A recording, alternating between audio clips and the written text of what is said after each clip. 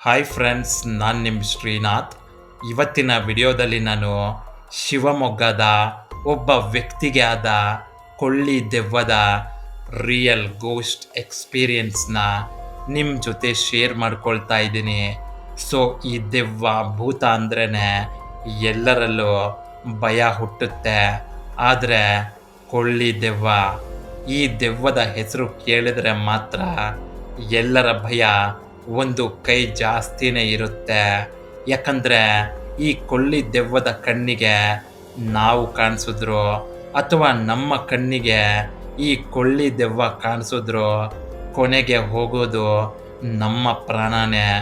ಈ ಕೊಳ್ಳಿ ದೆವ್ವ ಒಬ್ಬೊಬ್ಬರ ಕಣ್ಣಿಗೆ ಒಂದೊಂದು ರೀತಿ ಕಾಣುತ್ತೆ.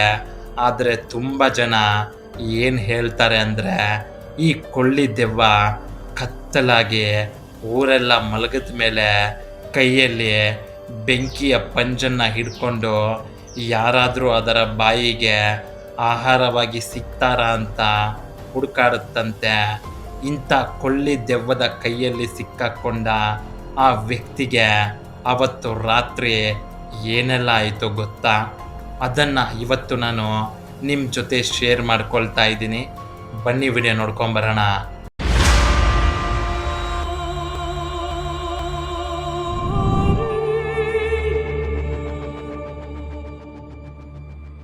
ಸೊ ಇಷ್ಟಕ್ಕೂ ಕೊಳ್ಳಿ ದೆವ್ವದ ಕೈಯಲ್ಲಿ ರಿಯಲ್ ಗೋಸ್ಟ್ ಎಕ್ಸ್ಪೀರಿಯನ್ಸ್ನ ಪಡ್ಕೊಂಡ ಆ ವ್ಯಕ್ತಿಯ ಹೆಸರು ರಮೇಶ್.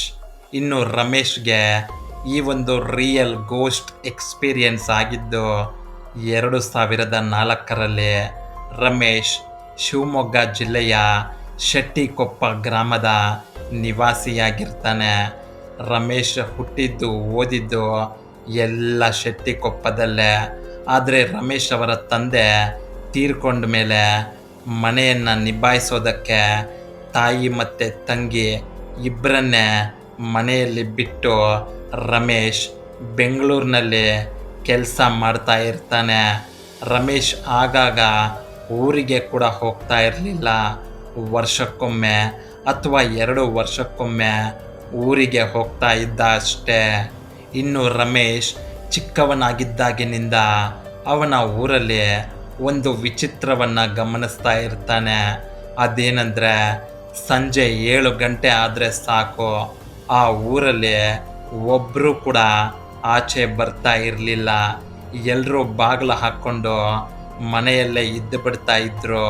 ಅದಕ್ಕೆ 2 ಕಾರಣ ಇದೆ. ಒಂದು, ಆ ಊರಲ್ಲಿ ಒಂದು ಮನೆಯಿಂದ ಇನ್ನೊಂದು ಮನೆಗೆ ಕಮ್ಮಿ ಅಂದರೂ 1/4 ಕಿಲೋಮೀಟರ್ ಡಿಸ್ಟೆನ್ಸ್ ದೂರ ಇರ್ತಾ ಇತ್ತು. ಅದರ ಮಧ್ಯೆ ಹೊಲ, ಗದ್ದೆ, ತೋಟಗಳು ಇರ್ತಾ ಇದ್ವು.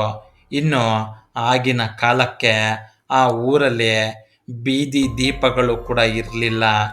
ಎಲ್ಲಿ ನೋಡಿದ್ರೂ ಬರೀ ಕತ್ತಲು ಮಾತ್ರ ಕಾಣಿಸ್ತಾ ಇತ್ತು. ಮತ್ತೊಂದು ಕಾರಣ, ಆ ಊರಿನ ಜನ ಮಾತಾಡ್ಕೊಳ್ತಾ ಇದ್ದ ಕೊಳ್ಳಿ ದೆವ್ವ. ರಮೇಶ್ ಚಿಕ್ಕವನಾಗಿದ್ದಾಗ ಆ ಊರಿನ ಜನ ಏನು ಮಾತಾಡ್ಕೊಳ್ತಾ ಇದ್ರು ಅಂದರೆ, ಈ ಕೊಳ್ಳಿ ದೆವ್ವ ಕತ್ತಲಾದ ಮೇಲೆ ಕೈಯಲ್ಲಿ ಬೆಂಕಿಯ ಪಂಜನ್ನು ಹಿಡ್ಕೊಂಡು ಓಡಾಡ್ತಾ ಇರುತ್ತೆ. ಯಾರಿಗಾದ್ರೂ ಇದು ಕಾಣಿಸಿದ್ರೆ ಅವರು ಹಿಂದೆ ತಿರುಗಿ ನೋಡದೆ ಓಡೋಗ್ಬಿಡ್ಬೇಕು.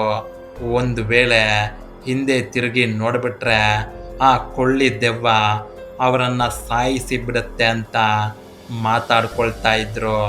ರಮೇಶ್ ಚಿಕ್ಕವನಾಗಿದ್ದಾಗಿನಿಂದ ಜನರು ಹೇಳೋ ಆ ಕೊಳ್ಳಿ ದೆವ್ವದ ಸ್ಟೋರಿಯನ್ನು ಕೇಳಿ ತುಂಬಾ ಭಯಪಟ್ಟಿದ್ದ.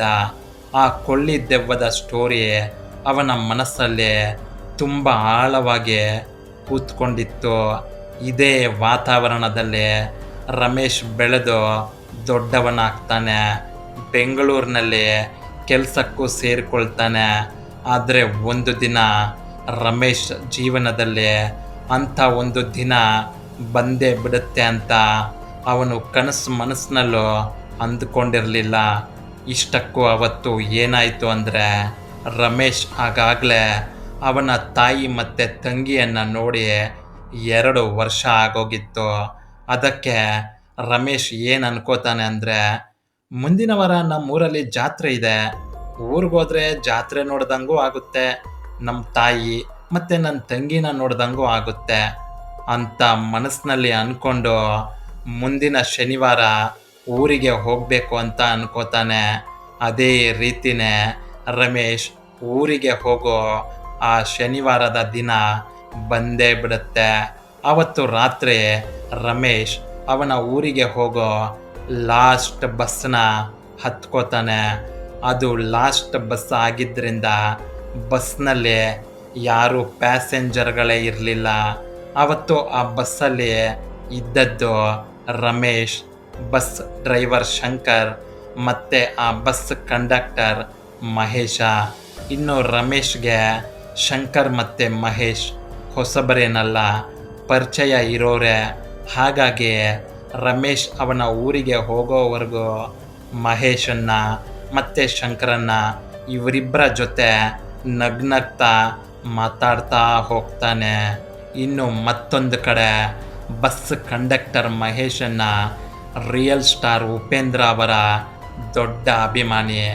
ಅದಕ್ಕೆ ಅವರು ಬಸ್ ಸ್ಟೆಪ್ಸ್ ಹತ್ರ ನಿಂತ್ಕೊಂಡು ಉಪ್ಪಿಗಿಂತ ರುಚಿ ಬೇರೆ ಇಲ್ಲ ವಾ, ದಿನಕ್ಕೆ ದಿನ ವಾ, ಒಪ್ಪಿಕೊಂಡೋರು ದೊಡ್ಡರಲ್ಲ ವಾ, ದಿನಕ್ಕೆ ದಿನ ವಾ ಅಂತ ಹಾಡು ಹಾಡ್ತಾ ಇರ್ತಾರೆ. ಈ ರೀತಿ ಆ ಮೂವರ ಪ್ರಯಾಣ ಖುಷಿ ಖುಷಿಯಾಗಿ ನಡೀತಾ ಇರುತ್ತೆ. ಕೊನೆಗೆ ರಮೇಶ್ ಅವರ ಊರು ಬಂದೇ ಬಿಡುತ್ತೆ. ಆಗ ಟೈಮ್ ಕರೆಕ್ಟಾಗಿ ರಾತ್ರಿ 10:30 ಆಗಿರುತ್ತೆ. ಅಲ್ಲಿಂದ ರಮೇಶ್ ಇನ್ನೂ 2.5 ಕಿಲೋಮೀಟರ್ ಮುಂದಕ್ಕೆ ನಡ್ಕೊಂಡು ಹೋದರೆ ಅವನ ಮನೆ ಸಿಗುತ್ತೆ. ಆದ್ದರಿಂದ ಬಸ್ನಿಂದ ಇಳಿಯುವಾಗ ರಮೇಶ್ ಮಹೇಶ್ಗೆ, ಮಹೇಶಣ್ಣ ಒಂದು ಸಿಗರೇಟ್ ಇದ್ದರೆ ಕೊಡಿ ಮಾರ್ರೆ, ತರೋದು ಮರ್ತುಬಿಟ್ಟೆ ಅಂತ ಕೇಳ್ತಾನೆ. ಅದಕ್ಕೆ ಮಹೇಶ, ಅಷ್ಟೇ ತಾನೆ, ಆರಾಮಾಗಿ ಸೇದಿಕೊಂಡು ಹೋಗು ಅಂತ ಹೇಳಿ ಒಂದು ಸಿಗರೇಟ್ನ ರಮೇಶ್ ಕೈಗೆ ಕೊಟ್ಟು ಬಸ್ ಡ್ರೈವರ್ಗೆ, ಶಂಕರಣ್ಣ ರೈಟ್ ರೈಟ್ ಅಂತ ಹೇಳ್ತಾನೆ.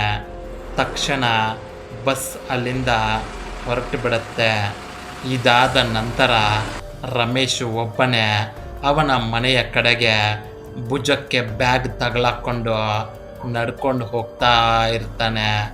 ಆಗ ಟೈಮ್ 10:45 ದಾರಿಯಲ್ಲಿ ನಡ್ಕೊಂಡು ಹೋಗುವಾಗ ರಮೇಶ್ ಮನಸ್ಸಿನಲ್ಲೇ, ನಮ್ಮೂರು ನಾನು ಚಿಕ್ಕವನಾಗಿದ್ದಾಗ ಹೇಗಿತ್ತೋ ಹಾಗೇ ಇದೆ, ಅದೇ ವಾತಾವರಣ, ಅದೇ ಜನ, ಅದೇ ಭಯ. ಅದಕ್ಕೆ ಎಲ್ಲರೂ 7 ಗಂಟೆ ಆದರೆ ಬಾಗ್ಲಾಕೊಂಡು ಮಲ್ಕೊಂಡು ಬಿಡ್ತಾರೆ ಅಂತ ಮನಸ್ಸಿನಲ್ಲಿ ಅಂದ್ಕೊಂಡು ಹಾಗೇ ಮುಂದಕ್ಕೆ ಸಾಗ್ತಾನೆ. ಈ ರೀತಿ ರಮೇಶ್ ಅವನ ಮನೆಯ ಕಡೆಗೆ ನಡ್ಕೊಂಡು ಹೋಗ್ತಾ ಇರೋವಾಗ ಹಿಂದ್ಗಡೆ ಅವನ ಹಿಂದೆನೇ ಯಾರೋ ನಡ್ಕೊಂಡು ಬರ್ತಾ ಇರೋ ಥರ ಭಾಸವಾಗುತ್ತೆ. ಆಗ ರಮೇಶ್, ಯಾರೋ ನನ್ನ ಹಿಂದೆ ನಡ್ಕೊಂಡು ಬರ್ತಾ ಇದ್ದಾರಲ್ವಾ ಅಂತ ಹಿಂದೆ ತಿರುಗಿ ನೋಡ್ತಾನೆ. ಆದರೆ ಅಲ್ಲಿ ಯಾರೂ ಇರೋದಿಲ್ಲ. ಅದೇ ಟೈಮ್ಗೆ ಮಳೆ ಬೀಳೋದಕ್ಕೆ ಸ್ಟಾರ್ಟ್ ಆಗುತ್ತೆ. ಹೋಗ್ತಾ ಹೋಗ್ತಾ ಮಳೆ ಸ್ವಲ್ಪ ಜಾಸ್ತಿ ಆಗುತ್ತೆ. ಆಗ ರಮೇಶ್ ಅಲ್ಲೇ ಪಕ್ಕದಲ್ಲಿದ್ದ ಒಂದು ದೊಡ್ಡ ಮರದ ಕೆಳಗೆ ನಿಂತ್ಕೊಂಡಿರ್ತಾನೆ. ಹೀಗಿರುವಾಗ ರಮೇಶ್ಗೆ ಬಸ್ ಕಂಡಕ್ಟರ್ ಮಹೇಶ್ ಕೊಟ್ಟ ಸಿಗರೇಟ್ ನೆನಪಾಗುತ್ತೆ. ಆಗ ರಮೇಶ್, ತಡಿ, ಹೇಗೋ ಮಳೆ ಬರ್ತಾ ಇದೆ, ಚಳಿ ಬೇರೆ ಆಗ್ತಾ ಇದೆ, ಮನೆಯಲ್ಲಿ ಸಿಗರೇಟ್ ಸೇದಿದ್ರೆ ಅಮ್ಮ ಕ್ಯಾಕರಿಸಿ ಮುಖಕ್ಕೆ ಥೂ ಅಂತ ಉಗೀತಾಳೆ, ಅದ್ರ ಬದಲು ಇಲ್ಲೇ ಸಿಗರೇಟ್ ಸೇದೋಣ ಅಂತ ಹೇಳಿ ಸಿಗರೇಟ್ ತೆಗೆದು ಬಾಯಲ್ಲಿ ಇಟ್ಕೊಂಡು ಮ್ಯಾಚ್ ಬಾಕ್ಸ್ನ ಹುಡುಕ್ತಾನೆ. ಆದರೆ ರಮೇಶ್ ಮ್ಯಾಚ್ ಬಾಕ್ಸ್ನ ತಂದಿರೋದಿಲ್ಲ.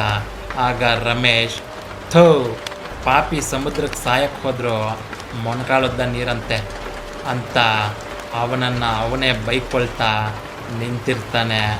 ಈ ರೀತಿ ರಮೇಶ್ ನಿಂತಿದ್ದಾಗ ಆಗಬಾರದ ಒಂದು ಘಟನೆ ನಡೆದೋಗುತ್ತೆ. ಅದೇನೆಂದರೆ, ರಮೇಶ್ ಅವನನ್ನು ಅವನೇ ಬೈಕೊಳ್ತಾ ನಿಂತಿದ್ದಾಗ ಅವನು ನಿಂತಿದ್ದ ಆ ಮರದ ಹಿಂದೆಯಿಂದ ಯಾವುದೋ ಒಂದು ಕೈ ಮ್ಯಾಚ್ ಬಾಕ್ಸ್ನ ಕೊಡುತ್ತೆ. ರಮೇಶ್ ಆ ಮ್ಯಾಚ್ ಬಾಕ್ಸ್ನ ಈಸ್ಕೊಂಡು ಸಿಗರೇಟ್ನ ಹಚ್ತಾನೆ. ಆಮೇಲೆ ಆ ಮ್ಯಾಚ್ ಬಾಕ್ಸ್ ಕೊಟ್ಟಿದ್ದು ಯಾರು ಅಂತ ಹಿಂದೆ ತಿರುಗಿ ನೋಡಿದಾಗ ಅಲ್ಲಿ ಒಬ್ಬ ವ್ಯಕ್ತಿ ನಿಂತಿರ್ತಾನೆ. ಅವನು ನೋಡೋದಕ್ಕೆ ತುಂಬ ವಿಚಿತ್ರವಾಗಿರ್ತಾನೆ. ರಮೇಶ್ಗೆ ಆ ವ್ಯಕ್ತಿಯ ರೂಪ ನೋಡುವಷ್ಟರಲ್ಲೇ ಎದೆ ಝಲ್ ಅನ್ನತ್ತೆ. ಆದರೂ ರಮೇಶ, ಅಣ್ಣ ಥ್ಯಾಂಕ್ಸ್ ಅಣ್ಣ ಮ್ಯಾಚ್ ಬಾಕ್ಸ್ ಕೊಟ್ಟಿದ್ದಕ್ಕೆ. ಹೌದು, ನಿಮ್ಮೂರು ಯಾವುದು? ನಿಮ್ಮನ್ನು ನಾನು ಯಾವತ್ತೂ ಈ ಊರಲ್ಲಿ ನೋಡಿಲ್ವಲ್ಲ, ನಿಮ್ಮೂರು ಯಾವುದಣ್ಣ ಅಂತ ಕೇಳ್ತಾನೆ. ಅದಕ್ಕೆ ಆ ವ್ಯಕ್ತಿ ಏನು ಉತ್ತರ ಕೊಡೋದಿಲ್ಲ, ಹಾಗೇ ಸುಮ್ಮನೆ ನಿಂತ್ಕೊಂಡಿರ್ತಾನೆ. ಇದಾದ ಮೇಲೆ ರಮೇಶ್ ಕೂಡ ಸುಮ್ಮನೆ ಆಗ್ಬಿಡ್ತಾನೆ. ಹೀಗೆ ರಮೇಶ್ ಸಿಗರೇಟ್ ಸೇದ್ತಾ ಇರೋವಾಗ ಹಾಗೆ ಸುಮ್ಮನೆ ಆ ವ್ಯಕ್ತಿಯ ಕಡೆಗೆ ವಾರೆ ಗಣ್ಣಿನಿಂದ ನೋಡ್ತಾನೆ ಅಷ್ಟೇ. ಅಲ್ಲಿ ಕಂಡ ದೃಶ್ಯವನ್ನು ನೋಡಿ ರಮೇಶ್ಗೆ ಆ ಚಳಿಯಲ್ಲೂ ಕೂಡ ಬೆವರು ಕಿತ್ಕೊಂಡು ಬರೋದಕ್ಕೆ ಸ್ಟಾರ್ಟ್ ಆಗುತ್ತೆ. ಯಾಕಂದರೆ ರಮೇಶ್ ಆ ವ್ಯಕ್ತಿಯನ್ನು ನೋಡಿದಾಗ ಆ ವ್ಯಕ್ತಿಯ ಕಾಲುಗಳು ಹಿಂದಿಂದು ಮುಂದಕ್ಕೆ, ಮುಂದಿಂದು ಹಿಂದಕ್ಕೆ ಇರುತ್ತೆ. ಮತ್ತೆ ಆ ವ್ಯಕ್ತಿ ನೆಲದ ಮೇಲೆ ನಿಂತಿರಲಿಲ್ಲ, ಗಾಳಿಯಲ್ಲಿ ತೇಲಾಡ್ತಾ ಇದ್ದ. ಅಷ್ಟೇ ಅಲ್ಲದೆ ಆ ವ್ಯಕ್ತಿಯ ಕಾಲು ಉಗುರಲ್ಲಿ ಬೆಂಕಿ ಬರ್ತಾ ಇತ್ತು. ಅದನ್ನು ನೋಡಿದ ರಮೇಶ್ಗೆ ಚಿಕ್ಕ ವಯಸ್ಸಿನಲ್ಲಿ ಆ ಊರಿನ ಜನ ಹೇಳ್ತಾ ಇದ್ದ ಕೊಳ್ಳಿ ದೆವ್ವ ನೆನಪಾಗುತ್ತೆ. ತಕ್ಷಣ ರಮೇಶ್ ನಿಧಾನಕ್ಕೆ ಅಲ್ಲಿಂದ ಜಾಗ ಖಾಲಿ ಮಾಡ್ತಾನೆ. ಒಂದಷ್ಟು ದೂರ ಮುಂದೆ ಹೋದ್ಮೇಲೆ ರಮೇಶ್ ರಸ್ತೆ ಮಧ್ಯದಲ್ಲಿ ನಿಂತು ಹಿಂದೆ ತಿರುಗಿ ಆ ಮರದ ಕಡೆಗೆ ನೋಡ್ತಾನೆ. ಅಲ್ಲಿ ಆಗಲೇ ರಮೇಶ್ಗೆ ಮ್ಯಾಚ್ ಬಾಕ್ಸ್ನ ಕೊಟ್ಟ ಆ ವ್ಯಕ್ತಿ ಈಗ ಕಂಪ್ಲೀಟಾಗಿ ಒಬ್ಬ ಬೆಂಕಿ ಮನುಷ್ಯನಾಗಿದ್ದ. ಆ ವ್ಯಕ್ತಿ ನಿಧಾನಕ್ಕೆ ರಮೇಶ್ ಕಡೆಗೆ ಗಾಳಿಯಲ್ಲಿ ತೇಲ್ಕೊಂಡು ಬರ್ತಾನೆ. ಆಗ ರಮೇಶ್ ಭಯಕ್ಕೆ ಜೋರಾಗಿ ಅವನ ಮನೆಯ ಕಡೆಗೆ ಓಡೋಗ್ತಾನೆ. ಈ ರೀತಿ ರಮೇಶ್ ಓಡೋಗೋವಾಗ ಆ ಕೊಳ್ಳಿ ದೆವ್ವ ಹಿಂದೆಯಿಂದ ಏನ್ ರಮೇಶ, ನಂಗೆ ಬೀಡಿ ಕೊಡದೆ ಹೋಗ್ತಾ ಇದೆಯಾ ಅಂತ ಕೇಳುತ್ತೆ. ಆದರೆ ರಮೇಶ್ ಹಿಂದೆ ತಿರುಗಿ ನೋಡೋದಿಲ್ಲ. ಯಾಕಂದರೆ ಚಿಕ್ಕವನಾಗಿದ್ದಾಗ ಊರಿನ ಜನ ಹೇಳ್ತಾ ಇದ್ದ ಆ ಮಾತುಗಳು ರಮೇಶ್ಗೆ ಚೆನ್ನಾಗಿ ನೆನಪಿತ್ತು. ಮತ್ತೆ ಆಗ ಹಿಂದೆಯಿಂದ ಆ ಕೊಳ್ಳಿ ದೆವ್ವ ರಮೇಶ್ನನ್ನ ಓ ರಮೇಶ, ಬೀಡಿ ಕೊಟ್ಟೋಗು ರಮೇಶ ಅಂತ ಕರೆಯುತ್ತೆ. ಆದರೆ ರಮೇಶ್ ಅದೇನೇ ಆಗಲಿ ನಾನು ಮಾತ್ರ ಹಿಂದೆ ತಿರುಗಿ ನೋಡಲೇಬಾರ್ದು ಅಂತ ತಲೆ ತಗ್ಗಿಸ್ಕೊಂಡು ಅವನ ಮನೆಯ ಕಡೆಗೆ ಹೊರಟೋಗ್ತಾನೆ. ರಮೇಶ್ ಮನೆ ಇನ್ನೇನು ಅಷ್ಟು ದೂರದಲ್ಲಿ ಇದೆ ಅನ್ನೋವರೆಗೂ ಆ ಕೊಳ್ಳಿ ದೆವ್ವ ರಮೇಶ್ ಹಿಂದೆನೇ ಫಾಲೋ ಮಾಡ್ಕೊಂಡು ಬರುತ್ತೆ. ಒಂದು ವೇಳೆ ಆವತ್ತು ರಮೇಶ್ ಅಪ್ಪಿ ತಪ್ಪಿ ಕೂಡ ಹಿಂದೆ ತಿರುಗಿ ನೋಡಿದ್ದಿದ್ರೆ ಇವತ್ತು ರಮೇಶ್ ಜೀವಂತವಾಗಿ ಇರ್ತಾನೆ ಇರಲಿಲ್ಲ. ಇದು ರಮೇಶ್ಗೆ ಆದ ರಿಯಲ್ ಕೊಳ್ಳಿ ದೆವ್ವದ ಗೋಸ್ಟ್ ಎಕ್ಸ್ಪೀರಿಯನ್ಸ್. ನಿಮಗೇನಾದರೂ ಇದೇ ರೀತಿ ಎಕ್ಸ್ಪೀರಿಯನ್ಸ್ ಆಗಿದ್ದರೆ ಅದನ್ನು ನೀವು ನನ್ನ ಜೊತೆ ಶೇರ್ ಮಾಡ್ಕೋಬಹುದು. ನಿಮ್ಮ ಸ್ಟೋರಿನ ನಾನು ಈ ನಿಮ್ಮ ಚಾನಲ್ನಲ್ಲಿ ಎಲ್ಲರ ಜೊತೆ ಶೇರ್ ಮಾಡ್ಕೋತೀನಿ. ಸೊ ಫ್ರೆಂಡ್ಸ್, ಇದು ಇವತ್ತಿನ ರಿಯಲ್ ಗೋಸ್ಟ್ ಸ್ಟೋರಿಯಾಗಿತ್ತು. ನಿಮಗೇನಾದರೂ ಈ ಗೋಸ್ಟ್ ಸ್ಟೋರಿ ಇಷ್ಟ ಆಗಿದ್ದರೆ ದಯವಿಟ್ಟು ಈ ವಿಡಿಯೋನ ತಮ್ಮ ವಾಟ್ಸಪ್ನಲ್ಲಿ ಎಲ್ಲರಿಗೂ ಶೇರ್ ಮಾಡಿ. ಮತ್ತೊಂದು ಇಂಟ್ರೆಸ್ಟಿಂಗ್ ಮತ್ತು ರಿಯಲ್ ಗೋಸ್ಟ್ ಸ್ಟೋರಿಯೊಂದಿಗೆ ನಿಮ್ಮನ್ನು ಮುಂದಿನ ವಿಡಿಯೋದಲ್ಲಿ ಭೇಟಿ ಆಗ್ತೀನಿ. ವಿಡಿಯೋ ನೋಡಿದ್ದಕ್ಕೆ ಧನ್ಯವಾದಗಳು.